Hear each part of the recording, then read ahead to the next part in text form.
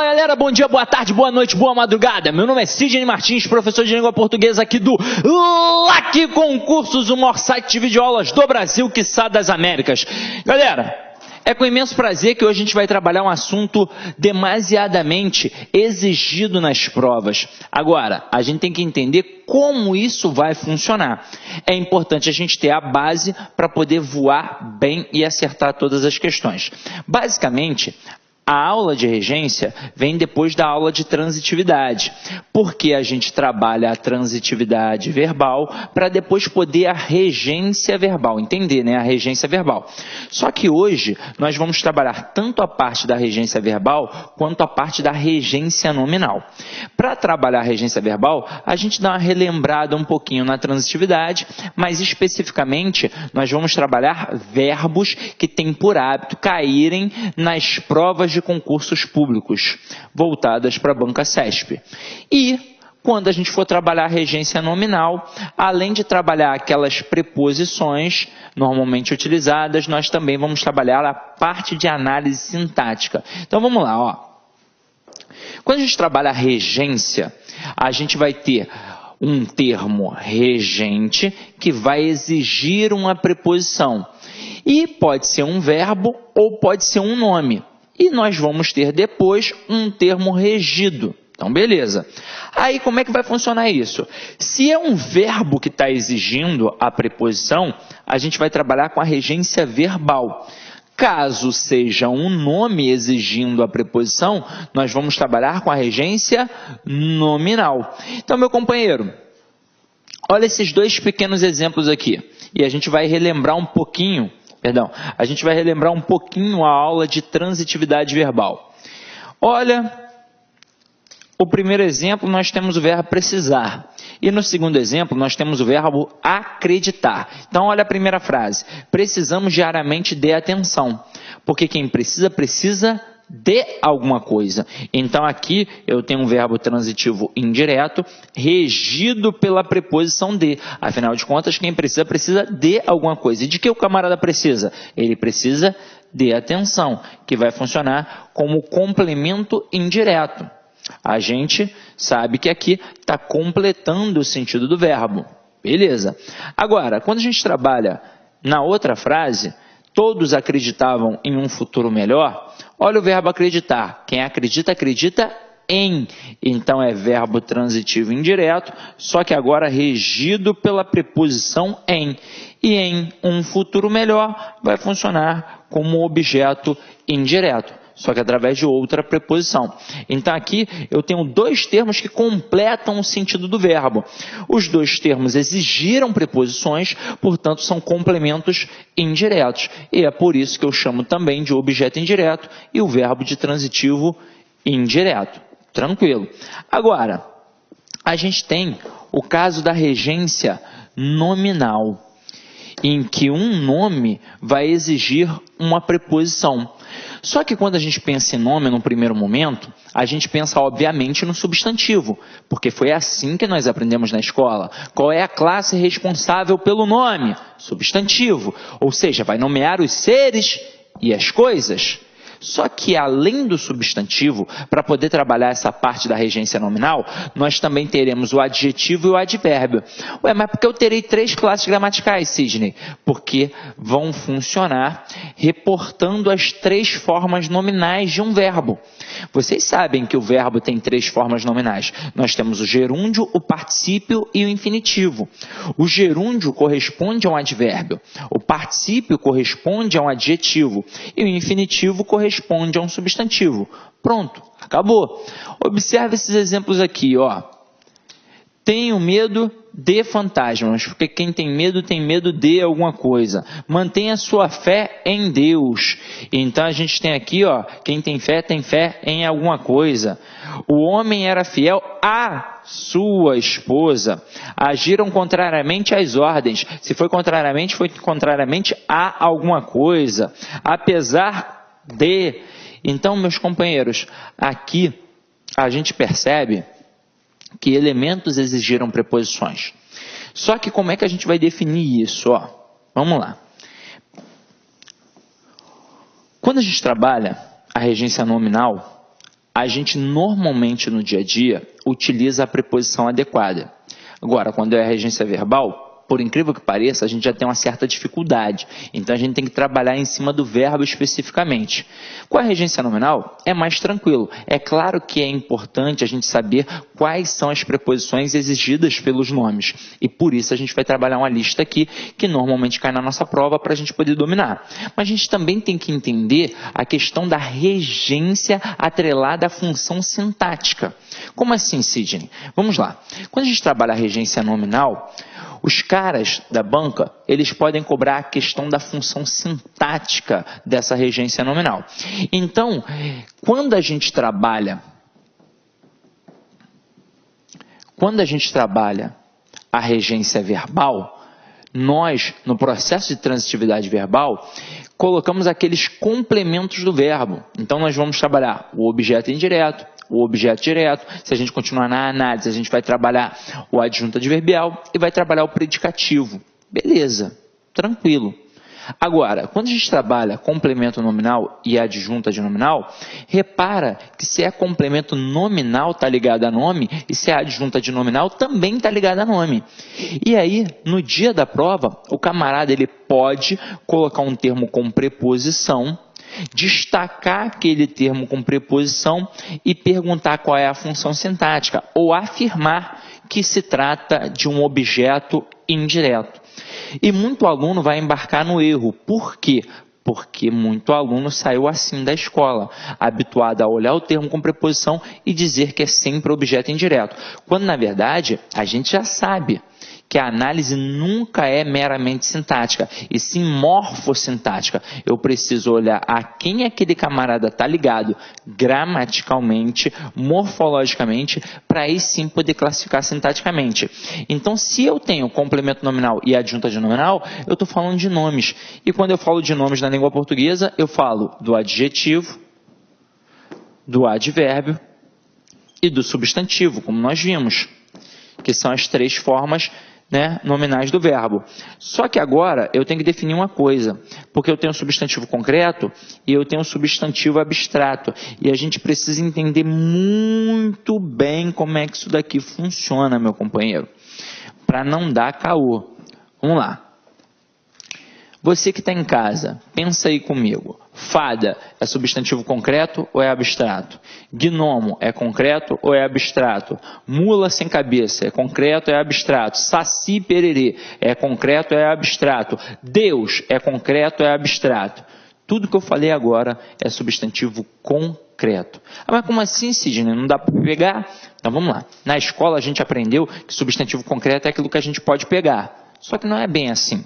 Na verdade, substantivo concreto é aquilo que a gente pode pegar, imaginar e criar, porque a gente pode tornar palpável. Eu posso ou não posso colocar uma fada no desenho? Então, substantivo concreto. Deus pode ou não pode ir para o cinema, por exemplo? Morgan Freeman foi Deus no cinema, então é algo que é palpável, é concreto. Então, é substantivo concreto. Até mesmo porque para ser substantivo abstrato, ou é um sentimento, ódio, amor, medo, paixão, ou é um substantivo com força de verbo. Como assim, Sidney? Eu digo que a filmagem da aula ficou perfeita. A palavra filmagem, ela não é verbo, mas ela tem força de verbo, porque ela faz eu pensar no ato de filmar.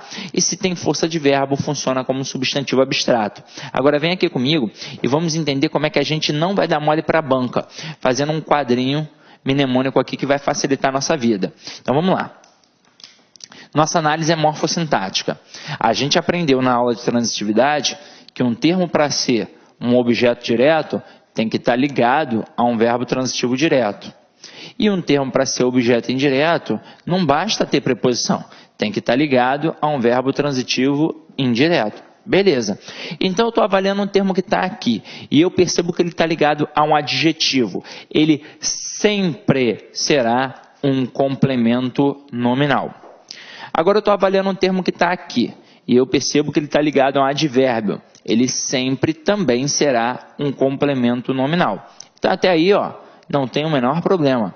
Agora, se eu estou avaliando um termo que está aqui e eu percebo que ele está ligado a um substantivo concreto, ele sempre será um adjunto adnominal. Então aí não tem o menor problema. Onde é que vai surgir o problema? Quando estiver ligado a um substantivo abstrato. Porque aí eu posso ter duas análises. Ou vai ser um adjunto adnominal, ou vai ser um complemento nominal. Então o que eu vou fazer aí, Sidney? Agora deu caô. Vamos lá. Vamos entender por que eu posso ter duas análises.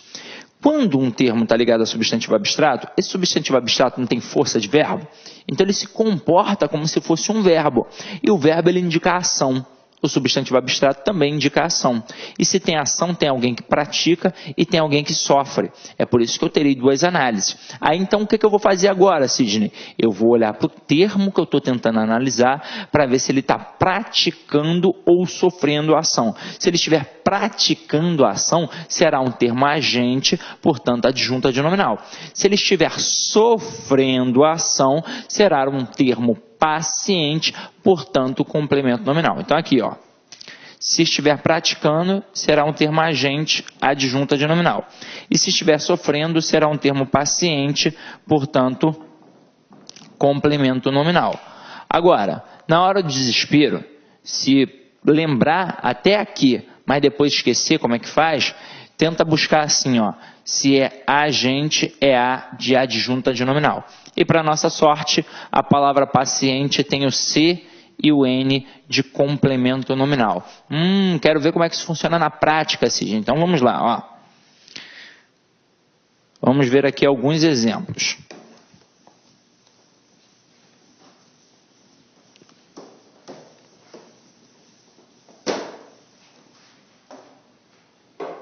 Só beber uma aguinha aqui.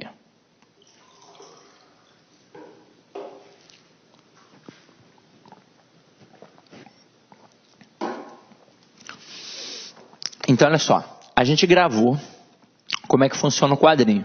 E agora a gente vai tentar colocar em prática. Depois eu vou até mostrar um outro movimento mais lúdico para poder massificar esse conhecimento aqui. Agora acompanha aqui comigo, ó. Repara que todas as estruturas destacadas possuem preposições. Todas.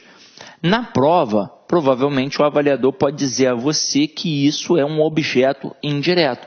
Só que você não vai dar mais esse mole, porque para ser objeto indireto tem que estar ligado a verbo transitivo indireto. Aqui todos os termos estão ligados a nomes. Então se está ligado a nome, ou é complemento nominal, ou é adjunto adnominal. Aí a gente vai reparar para ver a quem o camarada está ligado. Então vamos lá. Na primeira frase, sou favorável a vocês. O a vocês está ligado à palavra favorável. Qual é a classe gramatical da palavra favorável? Sidney, não sei. Então faz o seguinte, não olha isoladamente não. De repente vai provocar uma dúvida. Olha como um todo. Sou favorável. Então aqui eu tenho um verbo de ligação. Favorável só pode ser um adjetivo. Então se está ligado a um adjetivo, o a vocês vai funcionar como complemento nominal. E repara como isso é regência nominal pura. O adjetivo favorável, ele exige a preposição a. Quem é favorável a alguém. Se eu tirar essa preposição, a frase está errada. Eu não tenho como falar sou favorável a vocês, porque quem é favorável a alguém. Aí continua comigo a brincadeira, ó. Falou favoravelmente a vocês. O a vocês agora está ligado à palavra favoravelmente. Qual é a classe gramatical da palavra favoravelmente? É um advérbio. Beleza. E todo termo ligado a advérbio é sempre complemento nominal. E mais uma vez, a preposição a ali foi exigida. Porque se é favoravelmente a alguém. Agora olha a próxima. A casa do Sidney é em Rocha Miranda, o melhor bairro do Rio de Janeiro, esquina com Leme e Copacabana. Agora acompanha aqui comigo, ó. Do Sidney está ligado à palavra casa. Qual é a classe gramatical da palavra casa, meu nobre companheiro? Isso aí, substantivo concreto. Só que, ao estar ligado a um substantivo concreto, vai ser diferente de adjetivo e advérbio. Agora eu terei um adjunto adnominal. Então, do Sidney vai funcionar como adjunto adnominal. E aí repara numa coisa. Na época da escola, a professora provavelmente deve ter mencionado que o adjunta de nominal denotava posse. Então, aqui, ó, a casa é de quem? É do Sidney. Então, se a casa é do Sidney, denota posse é adjunta de nominal. Mas qualquer termo ligado a substantivo concreto é sempre adjunta de nominal. Agora aqui, ó. Tá vendo esse A? Esse A, gramaticalmente, morfologicamente, é um artigo. Só que aí a gente vai parar para pensar. O artigo... Olá, meus amigos, minhas amigas. E aí, gostou da aula do nosso professor? Essa é uma aula demonstrativa, é uma aula grátis aqui da Lá Concursos, com a intenção de você conhecer o nosso projeto pedagógico, conhecer a qualidade técnica e didática dos nossos professores. Nós da Lá Concursos, nós estamos fazendo uma super campanha, o melhor custo-benefício da internet para o concurso da Cefaz Rio Grande do Sul 2018. Olha só, melhor custo-benefício, curso completaço, ponto a ponto do edital, super atualizado Cefaz Rio Grande do Sul 2018.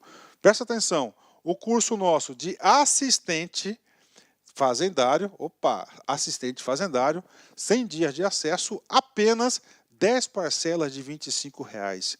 E o cargo de técnico tributário, completo também, apenas 10 parcelas de R$ 35,00. Pode acreditar, curso de altíssimo nível, super atualizado, ponto a ponto do edital, por esse valor. Ah, professor, tem garantia? Com certeza, você pode se matricular, sem medo de ser feliz. Durante 5 dias, você pode assistir quantas videoaulas desejar e baixar quantos PDF que quiser. Se não gostar, pode pedir para sair, entre em contato com a nossa central de atendimento, que nós iremos devolver o valor do seu investimento rápido e direto, sem burocracia. Isso é só aqui na Lá Concursos. Tá certo, meus amigos? Espero vocês. Um forte abraço. Tchau, tchau. Clique like.